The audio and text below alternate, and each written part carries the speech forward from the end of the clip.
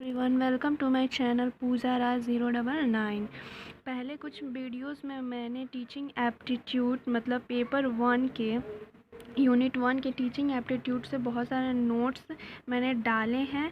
अब उसके आगे मैं कुछ और नोट्स डाल रही हूँ जो हमारे सिलेबस में के पेपर 1 यूनिट 1 टीचिंग एप्टीट्यूड में इंक्लूडेड है, जिसमें आता है शिक्षण के स्तर, लेवल ऑफ टीचिंग। ये हमारे सिलेबस में इंक्लूडेड है और इसमें से कम 2 से 3 हमारे क्वेश्चन ज़रूर से ज़रूर आएंगे, क्योंकि इसके अंतर्गत शिक्षण के स्तर मतलब शिक्षण के स्तर का वर्णन किया गया है। किसके लिए? स्टूडेंट्स के लिए किया गया है। चलिए हम आगे इसके बारे में पढ़ते हैं। शिक्षण के दौरान एक अनुभवी व्यक्ति, और अनुभवी व्यक्ति कौन है? शिक्षक है। और एक अनुभवीहीन व्यक्ति, अनुभवीहीन जिसके पास अनुभव नहीं है, जिसके पास ज्ञान नहीं है, वो क्या है? छात्र के बीच बातचीत होती है। यहाँ मुख्य उद्देश्य छात्र के व्यवहार में परिवर्तन लाना है। आप लोग देख सकते हैं कि छात्र के व्यवहार में क्या करना है? परिवर्तन लाना है। यहाँ बताया गया है कि मुख्य उद्देश्य शिक्षण स्तर के अंतर्गत मुख्य उद्देश्य क्या है? टीचर्स के थ्रू छात्रों में क्या करना है? परिवर्तन लाना है, उनके व्यवहार में परिवर्तन लाना है, उन्हें विकसित करना है, उन्हें ज्ञान देना है, उन्हें आगे बढ़ाना है। इस में हम शिक्षण के स्तर के अंतर्गत पढ़ेंगे। आगे अब हम शॉर्ट में पढ़ेंगे, पूरा लॉन्ग में तो पढ़ नहीं सकते, इतना लॉन्ग वीडियो मैं बना नहीं सकती। तो लेट्स स्टार्ट।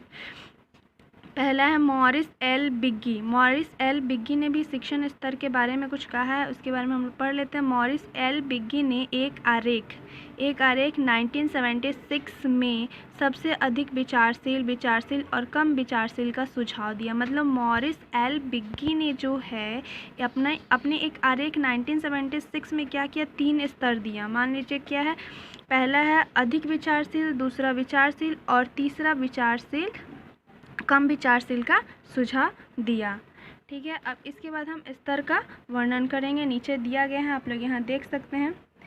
मॉरिस एल बिग्गी ने जो बताया वही है इसमें दिया, बस इसका नाम थोड़ा चेंज नहीं है, नाम वही है बट डबल नाम है। जैसे कि यहाँ चिंतन स्तर को ही क्या कहा गया? सबसे विचारशील स्तर।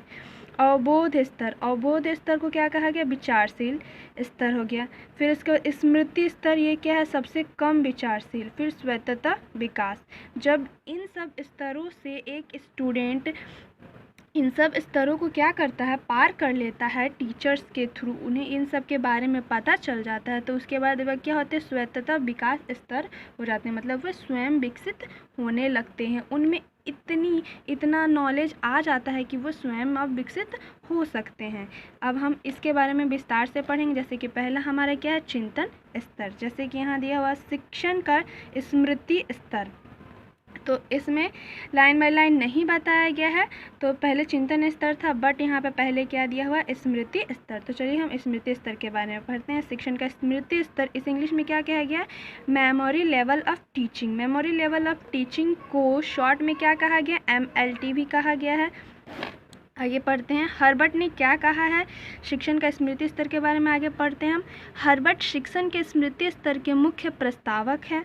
मतलब शिक्षण का जो स्मृति स्तर है ये किनके द्वारा दिया गया है? वो किसके द्वारा? हर्बर्ट के द्वारा दिया। हर्बर्ट शिक्षण के स्मृति स्तर के मुख्य प्रस्तावक है, क्योंकि उन्होंने ही ये स्मृति स्तर को दिया था, तो ये उसके क्या हुए? प्रस्तावक हुए। स्मृति स्तर औपचारिक शिक्षा का प्रारंभिक चरण है। स्मृति स्तर तथ्यों को कंठस्थ करने की प्रवृत्ति को प्रेरित करती है। मतलब जो स्मृति स्तर है इसका मुख्य कार्य क्या होता है? ये स्मृति स्तर है जो औपचारिक शिक्षण का प्रारंभिक चरण है, क्योंकि ये जो शिक्षकों के द्वारा शिक्षित किया जाता है स्टूडेंट को, तो ये क्या है?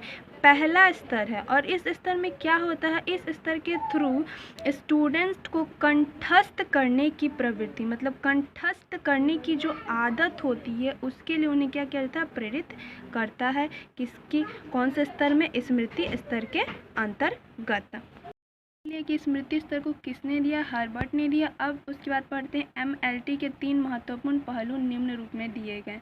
MLT मतलब मेमोरी लेवल ऑफ टीचिंग, मतलब शिक्षण के स्मृति स्तर के 3 महत्वपूर्ण पहलू निम्न रूप में दिए गए हैं, जिसमें से पहला क्या है? सामग्री का अधिगम मीन्स लर्निंग, सामग्री का प्रतिधारण रिटेंशन, आवश्यकता पड़ने पर सामग्री का पुनरुत्पाद पुनरुत्पादन करना।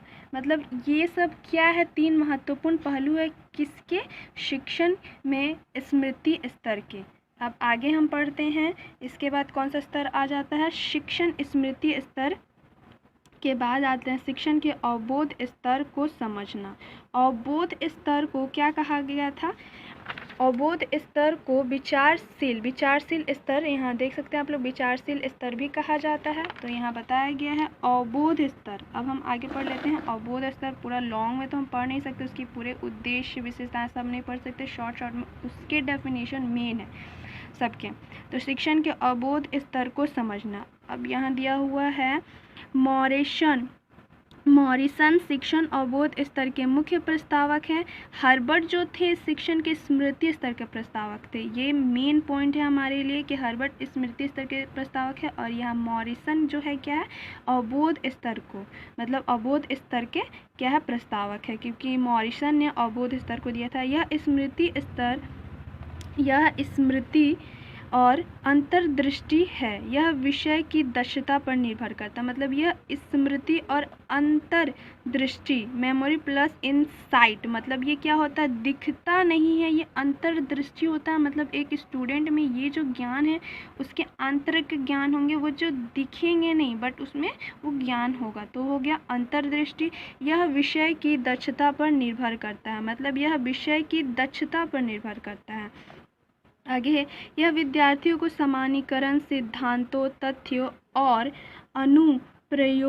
अनुप्रयोग भागों को समझाने के साथ उन्हें बौद्धिक व्यवहार विकसित करने के भी अधिक से अधिक अवसर प्रदान करता है। मतलब ये जो है अवबोध स्तर के अंतर्गत स्टूडेंट्स को क्या होता है, इसमें स्टूडेंट्स क्या सीखते हैं, सिद्धांतों, तथ्य और अनुप्रयोग भागों को समझाने के साथ, मतलब वो समझते हैं, इसमें इन्हें यही समझाया जाता है, सिद्धांतों, तथ्यों का अनुप्रयोग करना और उनके बारे में समझाना, और बौद्धिक व्यवहार विकसित करना। उनके अंतर्गत उनमें क्या, बौद्धिक व्यवहार को क्या किया जाता है, विकसित किया जाता है शिक्षक के थ्रू, ताकि वे अधिक से अधिक अवसर प्रदान करें।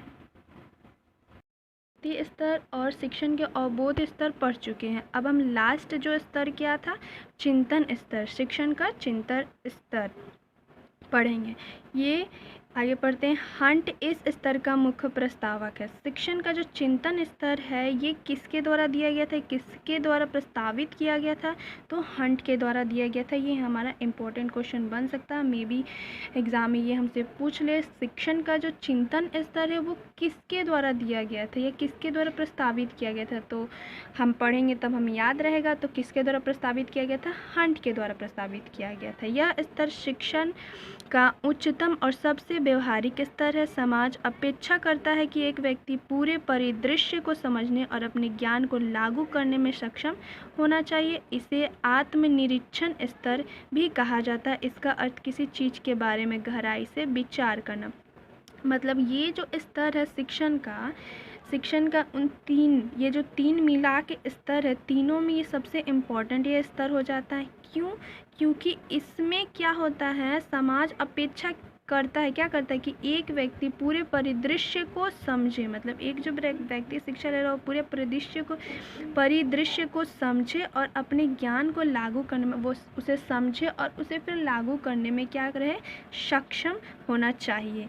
इसे आत्मनिरीक्षण स्तर भी कहा जाता है। इसका अर्थ किसी चीज़ के बारे में गहराई से विचार करना भी। वीडियो मैं यहीं पर समाप्त करती हूँ एंड आई होप ये सभी वीडियोस टीचिंग एप्टीट्यूड मतलब शिक्षण अभिक्षमता से जुड़े सभी नोट्स आप लोगों के लिए बहुत यूज़फुल हो रहा होगा। एंड प्लीज़ आप लोग मेरे चैनल को सब्सक्राइब करें, ज़्यादा से ज़्यादा व्यूज़ दें ताकि मैं भी मोटिवेट होती रहूँ और ऐसे ही अच्छी आप लोगों के लिए वीडियोस लाती रहूँ। And thanks for watching my video.